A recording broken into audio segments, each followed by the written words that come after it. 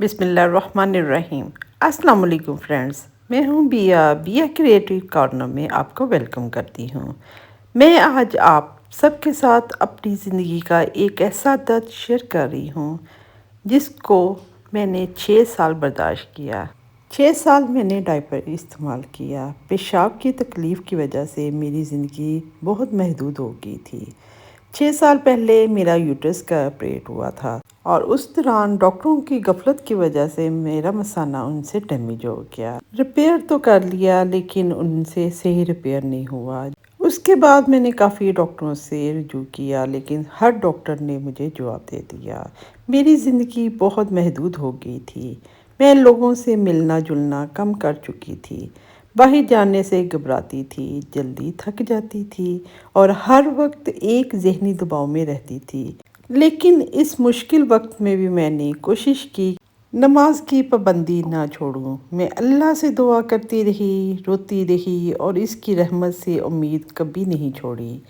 مجھے یقین ہے کہ میری طرح بہت سی بہنیں بھی ہوں گی جو شرم کی وجہ سے یا ڈاکٹروں کے مایوس ہونے کی وجہ سے یا کچھ حالات کی وجہ سے کہ اس کا مہنگا علاج جو ہے وہ افورڈ نہیں کر سکتی، تو وہ ایسی بیماری کو کسی کو نہیں بتاتی تھی یا علاج نہیں کرواتی تھی۔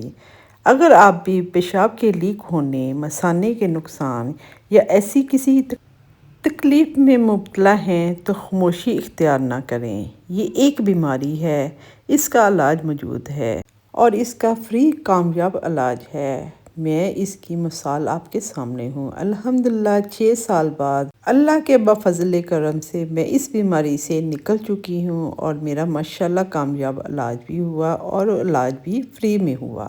یہ کہاں سے ہوا؟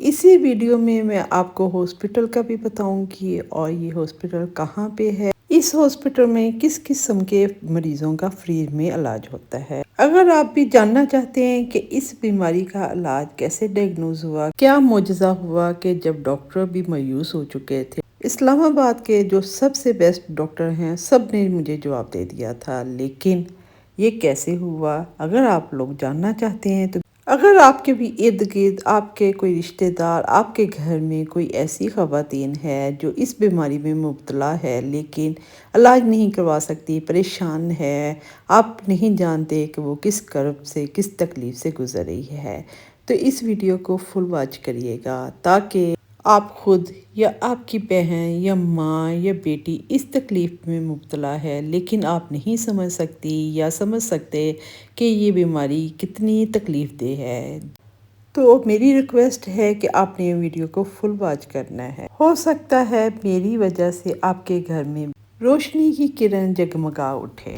میں نے اس بیماری کا ایلوپیتھک علاج کروایا، میں نے ہومیوپیتھک علاج کرایا، لیکن اب ڈاکٹر یہی کہتے تھے اس کا کوئی علاج نہیں ہے، آپ ٹھیک نہیں ہو سکتی، جب تک زندگی ہے آپ ڈائپر پہ رہیں گی۔ میں علاج تو کرواتی رہی، پھر میں نے علاج کروانا چھوڑ دیا ہے۔ میں دعائیں کرتی رہی، رات کو اٹھ اٹھ کے روتی تھی، اکیلے میں بیٹھ بیٹھ کے پریشان ہوتی تھی، روتی تھی اور صرف اللہ سے یہی دعائیں کرتی تھی اور اللہ سے کبھی بھی نا امید نہیں ہوئی تھی۔ انہی دنوں کسی نے مجھے کہا سورہ رحمان کی تلاوت سنیں قاری عبدالباسط کی آواز میں۔ میں نے اس کو بھی سنا، 3 ٹائم سنا اور 7 دن کا کورس کیا۔ یہ مکمل وظیفہ اس طرح ہے کہ اس میں آپ نے سب کے ساتھ جس سے ناراضگی ہے ختم کرنی ہے، سب کو معاف کر دینا ہے، دل سے معاف کرنا ہے اور خود بھی معافیاں مانگنی ہیں، سب کچھ اس طرح۔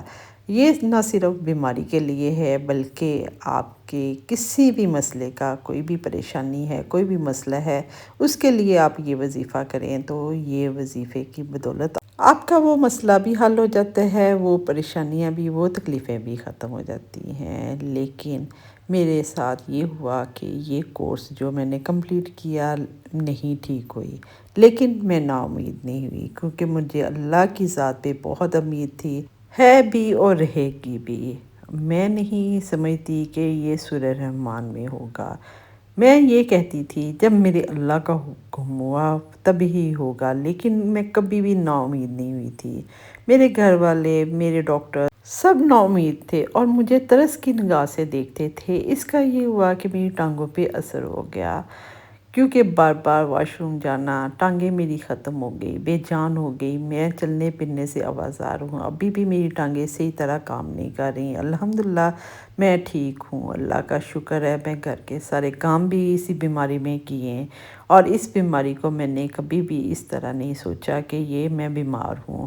ٹھیک ہے، میں اس کی وجہ سے تھک جاتی تھی، تھکاوٹ بہت ہونے لگ گئی تھی، لوگوں کو ملنا جلنا میں نے بہت کم کر دیا تھا، لیکن میں نا امید نہیں تھی۔ مجھے یہی ہوتا تھا پتہ نہیں اللہ تعالیٰ نے کس چیز میں میرے لیے شفا رکھی ہے، اور انشاءاللہ میرا رب مجھے شفا دے گا۔ میں یہ نہیں کہتی تھی کہ سورہ رحمان نے مجھے شفا دینی ہے۔ میرا ایمان، میرا یقین یہی تھا کہ شفا دینے والی ذات صرف اللہ تعالیٰ کی ہے۔ البتہ سورہ رحمان نے میرے دل کو سکون دیا، میرے اندر امید پیدا کی، اور اللہ تعالیٰ نے اپنی رحمت سے قرآن، دعا، صبر اور علاج کو میری شفا کا ذریعہ بنا دیا۔ الحمدللہ۔ اگر آپ بھی کسی بیماری یا کسی بھی قسم کی مشکل میں ہیں تو اللہ سے امید کبھی نہ چھوڑیں، قرآن سے اپنا تعلق مضبوط کریں، خوب دعائیں کریں۔ جب اللہ چاہتا ہے تو بند راستے بھی کھل جاتے ہیں۔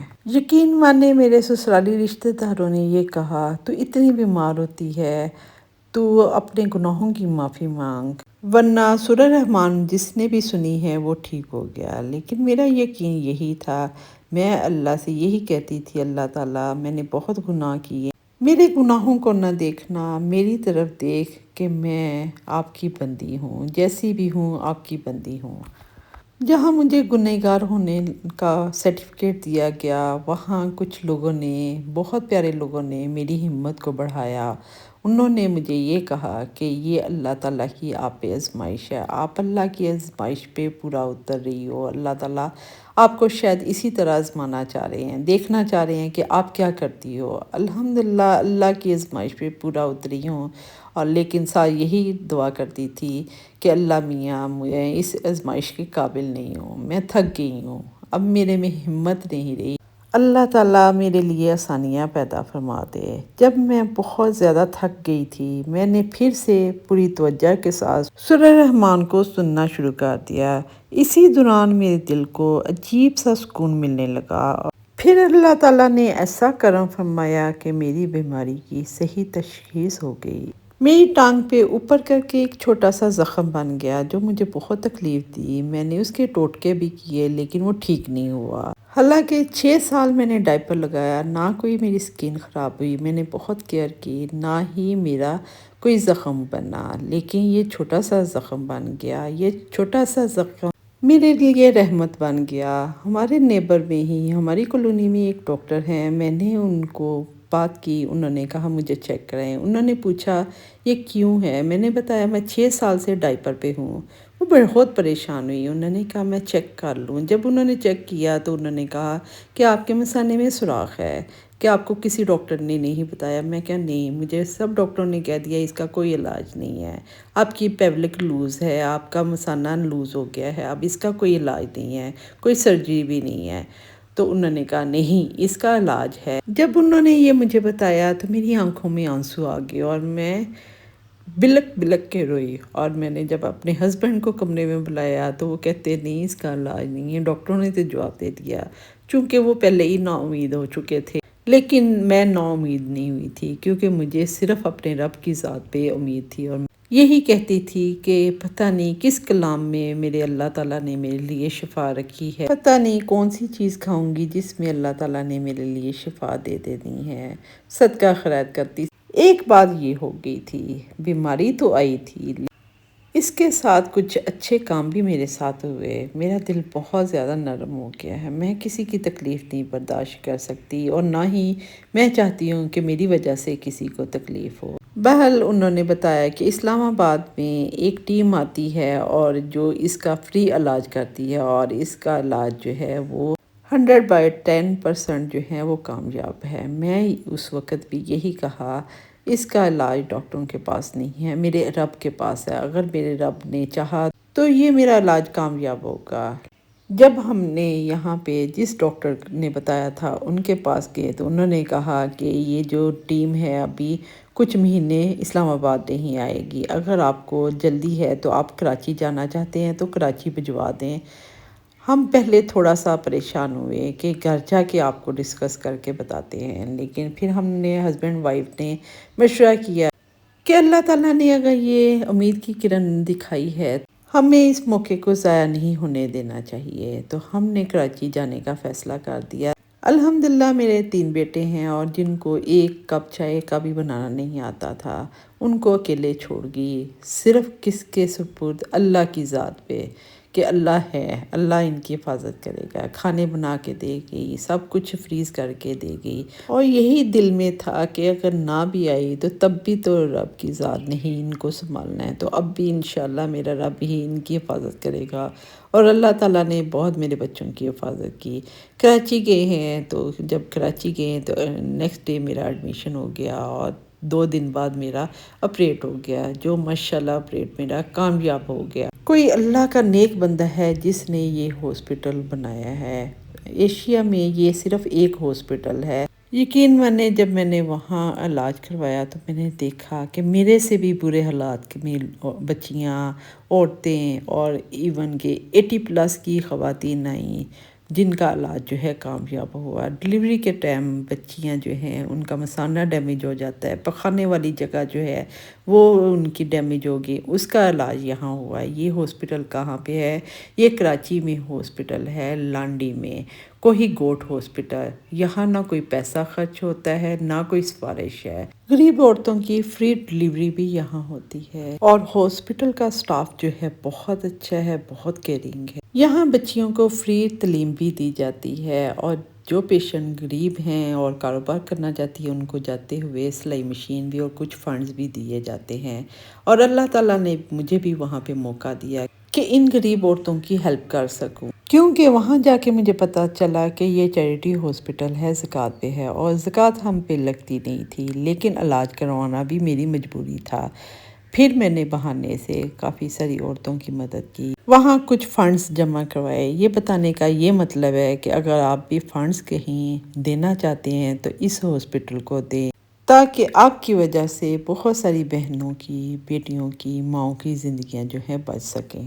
اگر یہ میری کہانی آپ کو اچھی لگی ہے اور آپ کے دل میں امید پیدا ہوئی ہے تو اس ویڈیو کو ضرور شیئر کریں، تاکہ شاید کسی اور کا بھی حوصلہ بڑھ جائے، میری طرح کسی اور کا بھی فری کامیاب علاج ہو سکے۔